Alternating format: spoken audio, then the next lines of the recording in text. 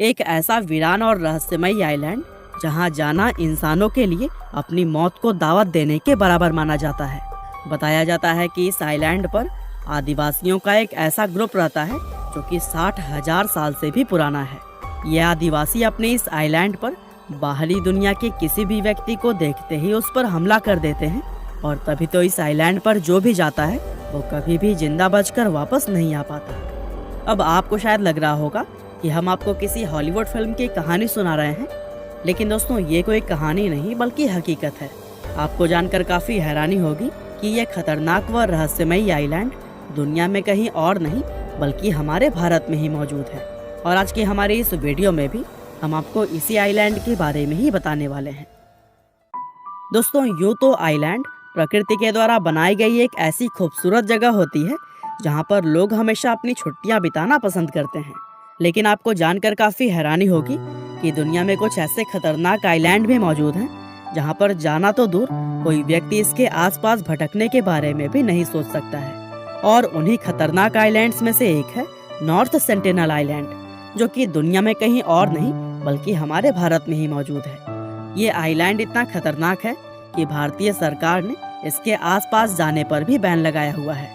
अगर कोई व्यक्ति इस आइलैंड पर जाने या फिर इसके करीब पहुंचने की भी कोशिश करता है तो उसका ऐसा करना एक गंभीर अपराध माना जाता है।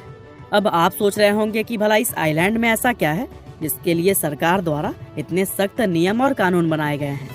असल में इस आइलैंड पर आदिवासियों का एक ऐसा प्राचीन और खतरनाक समूह रहता है जो कि बाहरी दुनिया के लोगों को देखते ही उन पर हमला कर देता है।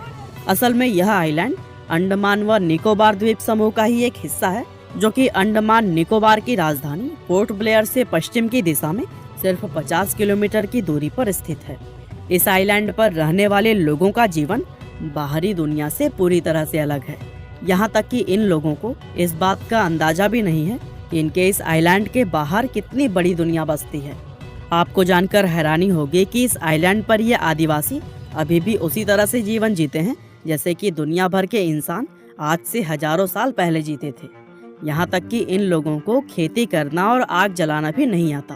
अपना पेट भरने के लिए भी ये लोग फलों, जानवरों और मछलियों के शिकार पर निर्भर रहते हैं। दरअसल इस आइलैंड पर हजारों किलोमीटर में बसा हुआ एक विशाल जंगल मौजूद है जिसमें तरह तरह के जीव जंतु रहते हैं, इसीलिए इन लोगों को कभी भी शिकार की कमी नहीं होती है।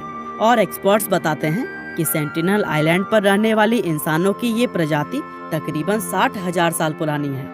साथ ही ये दुनिया की अकेली ऐसी प्राचीन मानव प्रजाति है जिसका आज के आधुनिक मानव से दूर दूर तक कोई कनेक्शन नहीं है। ये लोग ना तो खुद कभी इस आइलैंड से बाहर निकलते हैं और ना ही किसी बाहरी व्यक्ति को अपने इस आइलैंड पर आने देते हैं। अगर कोई व्यक्ति भूल से भी इस आइलैंड पर पहुंच जाता है तो ये अपने नुकीले तारों और पत्थरों से बने हुए हथियारों से हमला करके उसकी जान ले लेते हैं। और दोस्तों बताया जाता है कि ये आदिवासी बाहरी दुनिया के लोगों पर बिना वजह हमला नहीं करते, बल्कि इनके हमला करने के पीछे एक बहुत बड़ा कारण है।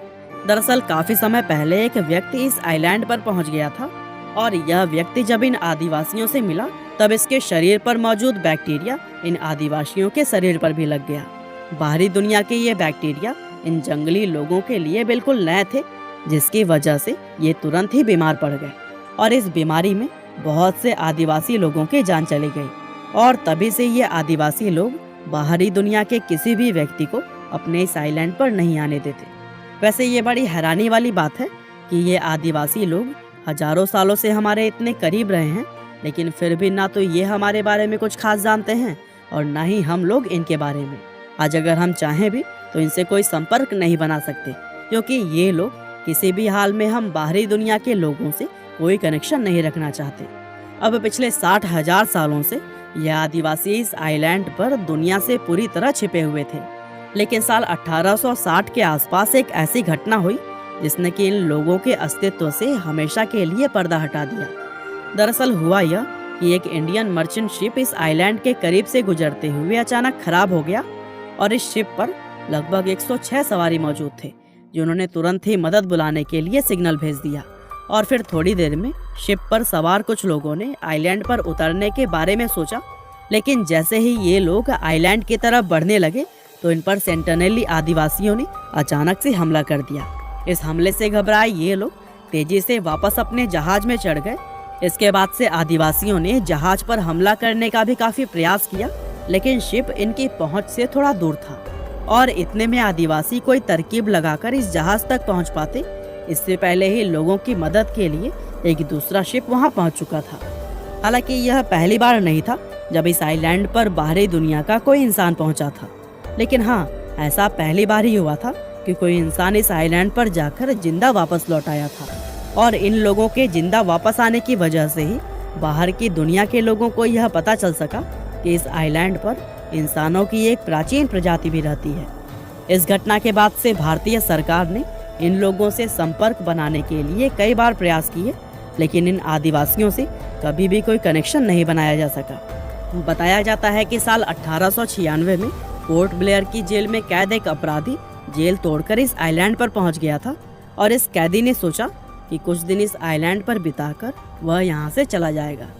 लेकिन उस कैदी को इस बात का जरा सा भी अंदाजा नहीं था कि यहाँ आकर उसने अपनी मौत को दावत दे दी थी।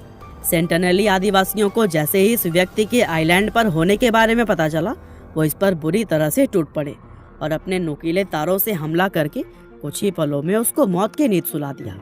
इसी तरह से दुनिया भर के बहुत से एक्सपर्ट्स इन लोगों पर रिसर्च करना चाहते थे, लेकिन कोई भी इस आइलैंड के करीब तक नहीं पहुंच सका।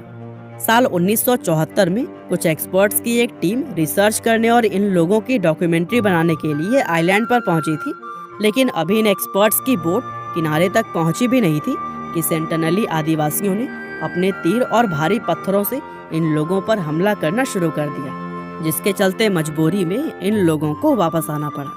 वैसे यह लोगों का सौभाग्य ही था कि इस हमले में किसी को भी चोट नहीं आई और सभी लोग सही सलामत वापस आ गए थे, वरना इसके अलावा और भी बहुत से लोग इस जगह पर जाने और रिसर्च करने का प्रयास कर चुके हैं। और इतिहास गवाह है कि जो भी कोई इस जगह पर एक बार गया वो फिर कभी जिंदा वापस लौटकर नहीं आया है। ये लोग बाहरी दुनिया से इतनी नफरत करते हैं कि अगर कोई हेलीकॉप्टर भी इनकी वीडियो रिकॉर्डिंग करने के लिए जाता है तो ये लोग उस हेलीकॉप्टर पर भी अपने तीर भालों और पत्थरों से हमला कर देते हैं और फिर मजबूरी में उस हेलीकॉप्टर को भी वहां से तुरंत वापस आना पड़ता है।